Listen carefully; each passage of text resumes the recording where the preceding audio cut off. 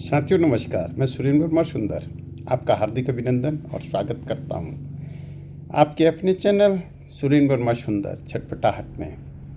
साथियों, आज हम आपको लिए चलने वाले हैं एक ऐसी यात्रा पर जहां हिमालय की उन पवित्र वादियों में जहां हवा भी प्रार्थना जैसी लगती है और जहां देवदार ध्यान में खड़े रहते हैं तथा गुफाओं की नमी में सदियों के तपस्वियों की सांसें घुली हुई हैं, उस दिव्य स्थान गणनाथ मंदिर अल्मोड़ा में।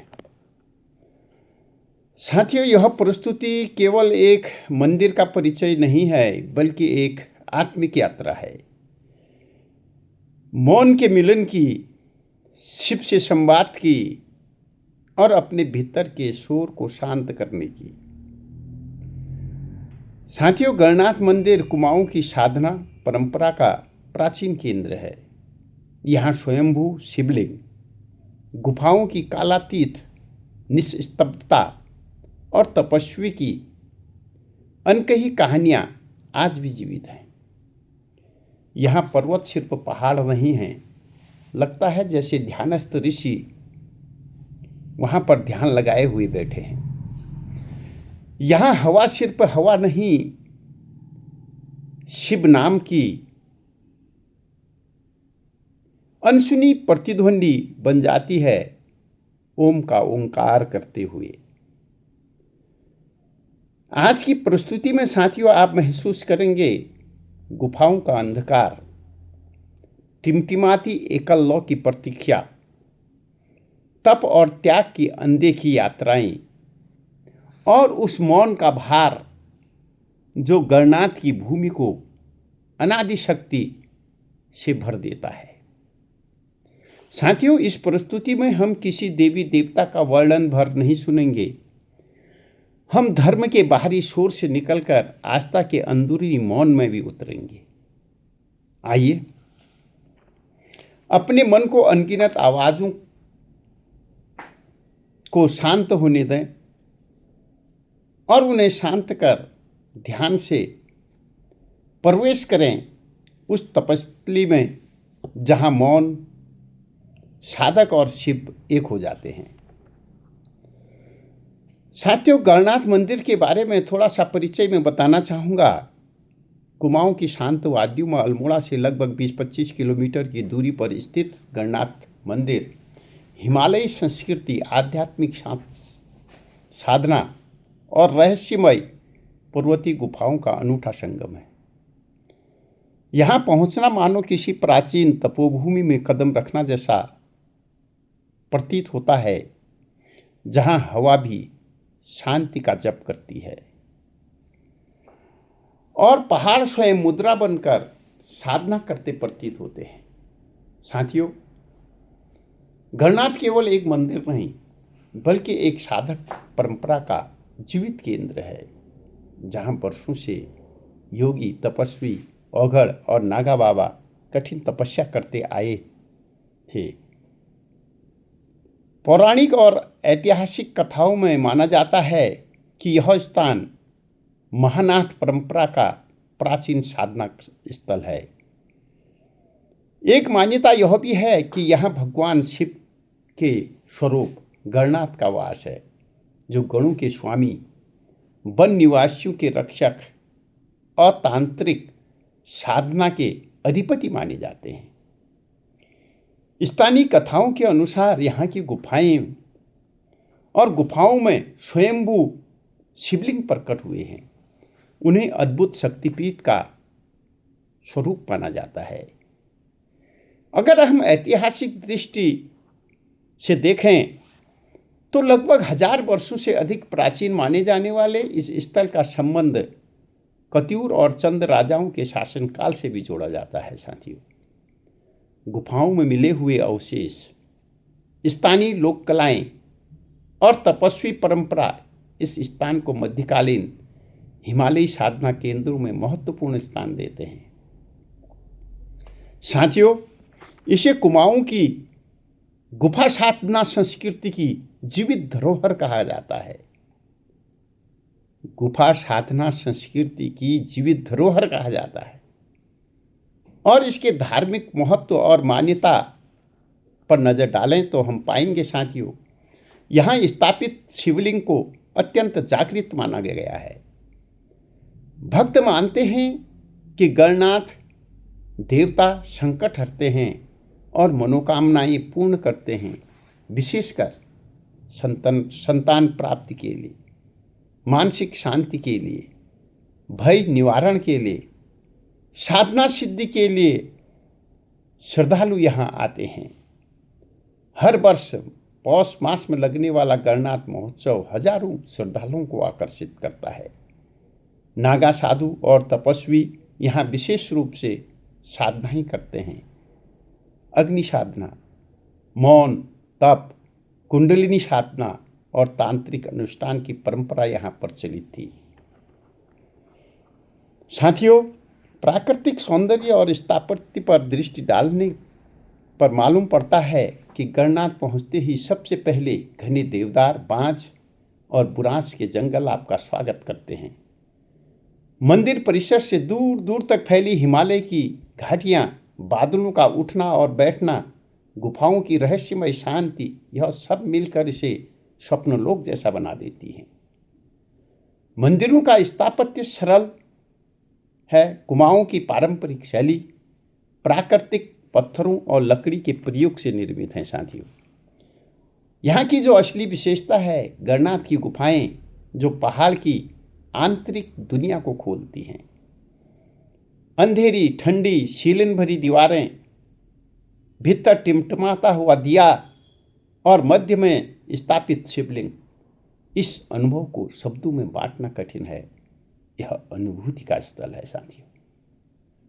और मध्य में स्थापित जो शिवलिंग है, इस अनुभव को शब्दों में बांटना कठिन है। यह अनुभूति का स्थल है, यह अनुभूति का स्थान है। आस्था और साधना केंद्र के रूप में अगर हम इसको देखें तो गणनाथ मंदिर साथियों सदियों से साधना, तप और आत्मनिष्ठा का तीर्थ है। यहाँ हर आगंतुक अपने भीतर के मौन से मिलने आता है। गुफाएं मन को भीतर की यात्रा तक ले जाती हैं, जहाँ बाहरी संसार धुंधला हो जाता है और केवल शिव साधना और स्वचेतना का अनुभव शेष रह जाता है। यह स्थान उन लोगों के लिए विशेष है जो आत्म अन्वेषण, ध्यान, योग और आंतरिक शांति की खोज में आते हैं। साथियों, इसमें हम आगे चलें उससे पहले आपको बताना चाहूँगा कि बागेश्वर के प्रतिष्ठित जो मंदिर हैं जिनकी मान्यता बहुत है, जिसमें बागनाथ, बैजनाथ, कोट भ्रामरी और इसी प्रकार अन्य जो मंदिर हैं, उनके बारे में अगर आप जानना चाहते हैं तो मेरे चैनल को सब्सक्राइब कर उसमें जा सकते हैं। उसमें मेरे ये सारी प्रस्तुतियाँ देख सकते हैं। बागेश्वर के बाद अल्मोड़ा के जो प्रसिद्ध मंदिर हैं, जिसमें चितई गोलू जैसे मंदिरों का वर्णन आप देख सकते हैं, दूनागिरी का वर्णन आप देख सकते हैं। तो इसके लिए आपको विजिट करना होगा मेरे चैनल पर। तो साथियों, अब आपको आगे ले चलते हैं और ये सूचना देते हुए कि इसी क्रम में हम कल से पिथौरागढ़ जिले के धार्मिक, ऐतिहासिक, पौराणिक मंदिरों के बारे में जान पाएंगे। तो चलिए चलते हैं फिर पुनः गणनाथ की ओर, इस प्रस्तुति के साथ, एक छोटी सी कविता के साथ। देवदार की सांसों में घुला बुरास की पंखुड़ियों पर टिका एक मौन, जो शब्दों से पहले जन्मा और प्रार्थनाओं के बाद भी जीवित रहता है। मैं उसी मौन के भीतर उतरता हूँ जहाँ पहाड़ अपने आप को ध्यान की मुद्रा में स्थित कर लेते हैं और हवा शिव नाम का अनकहा जप कर जाती है। गणनाथ तुम्हारा नाम भर से गुफाएं जाग उठती हैं, अंधेरे में झिलमिलाता एक दिया मानो किसी युग युगांतर से अपने आने की प्रतीक्षा कर रहा हो। यहाँ शिवलिंग स्वयंभू नहीं, स्वयं प्रकट है, जैसे किसी ऋषि के मौन ने पत्थर का शरीर धारण कर लिया हो जैसे ब्रह्मांड की पहली ध्वनि यही शिलापट्टी करथम गई हो। कठोर गुफाओं की सीलन में कितने तपस्वियों की सांसें कैद हैं, कितने नागाओं की आग अब भी राख बनकर दीवारों से झड़ती है। यहां समय नहीं चलता, बस साधना चलती है, एक लंबी अनंत साधना जिसमें भक्त नहीं स्वयं आत्मा यात्री बन जाती है। पौष का मेला हो या अकेले का मौन, गणनाथ वहीं रहता है, गणों का स्वामी, भय का भंजक, मनोकामनाओं का मौन शिल्पकार। मैं तुम्हारे चरणों में झुककर सिर्फ यह समझ पाता हूं कि देवालय ईंट पत्थर में नहीं, उस क्षण में जन्म लेता है जब मन भीतर से गुफा बन जाता है। तुम्हारे चरणों में झुककर सिर्फ यह समझ पाता हूं कि देवालय ईंट पत्थर में नहीं, उस क्षण में जन्म लेता है जब मन भीतर से गुफा बन जाता है। गणनाथ, तुम्हारी इस तपोभूमि में मैंने जाना कि भगवान मिलना कठिन नहीं, बस अपने भीतर के शोर को शांत करना कठिन है। अपने शोर को शांत करना कठिन है। मंदिर के मौन में मैं और मौन के भीतर तुम, मंदिर के मौन में मैं और मौन के भीतर तुम। अंत में कहना चाहूंगा साथियों, गणनाथ कोई पर्यटक स्थल नहीं है, यह मन का अंधेरा काटने वाली एक ज्योति है जो गुफाओं में छिपी एक अनादि प्रतिध्वनि और शिव के मौन का जीवित आकार है। परम सम्मानित साथियों, हमारी यह आध्यात्मिक यात्रा यहीं समाप्त नहीं होती है, क्योंकि गणनाथ की गुफाएं केवल देखी नहीं जाती, वे मन में बस जाती हैं। आज हमने उस तपोभूमि को छुआ जहां मौन भी मंत्र बन जाता है, जहां अंधकार भी प्रकाश की ओर ले जाता है, जहां एक साधारण यात्री भी क्षण भर के लिए साधक बन उठता है। गणनाथ हमें यही सिखाता है कि शक्ति बाहर नहीं, हमारे भीतर ही जलती है, बस उसे देखने के लिए आत्मा को शांत करना पड़ता है। साथियों, इस परिस्थिति ने आपके भीतर इतना सा भी मौन जगाया है, इतनी सी भी शांति उतारी है, तो समझिए यह यात्रा सफल हो गई। आप सभी इस पवित्र अनुभूति में सहयात्री बनने के लिए हृदय से आपका धन्यवाद है, आपका आभार है। मौन की इस गुफा में उतरते रहें और शिव की यह लौ आपके भीतर सदैव जलती रहेगी।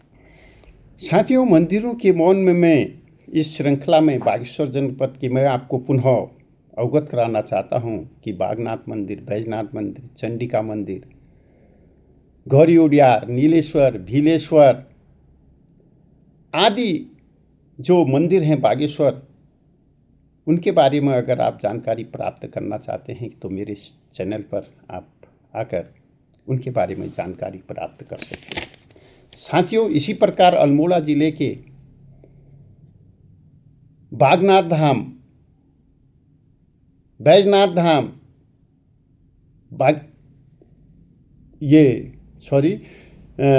अल्मोड़ा जिले के आप बागेश्वर धाम, चितई, गोलू देवता, कसार देवी मंदिर, कटारमल सूर्य मंदिर, गणनाथ मंदिर, बिनसर महादेव, झूला देवी मंदिर आदि का अगर आप जानकारी लेना चाहें तो प्लीज़ मेरे चैनल में आप आकर के उसे देख सकते हैं, उनका वर्णन प्राप्त कर सकते हैं और जानकारी ले सकते हैं सर। तो साथियों, कल से फिर हम पिथौरागढ़ जिले के प्रसिद्ध जो मंदिर हैं, कोटगाड़ी मंदिर, कोट माता मंदिर, मालती देवी मंदिर, महाकाली मंदिर, पाताल भुवनेश्वर आदि आदि जितने भी वहाँ के प्रसिद्ध मंदिर हैं, उनकी ओर हमारी यात्रा जारी रहेगी। और उसके बाद हम जाएंगे चंपावत की ओर। चंपावत में पूर्णागिरि, बालेश्वर, गोलू देवता, नागनाथ, मानेश्वर, देवीधुरा, इस प्रकार के जितने भी वहाँ मंदिर हैं, पाताल भुवनेश्वर, रुद्रेश्वर, उन मंदिरों के बारे में भी हम यात्रा करेंगे, उनकी यात्रा हम करेंगे। और इसी के साथ मैं आज अपनी वाणी यहाँ पर विराम देता हूँ, इस आशा और अपेक्षा के साथ कि आपका सहयोग सब्सक्राइब कर और लाइक और कमेंट कर मिलता रहेगा। इसी और आशा और अपेक्षा के साथ फिर मिलते हैं कल।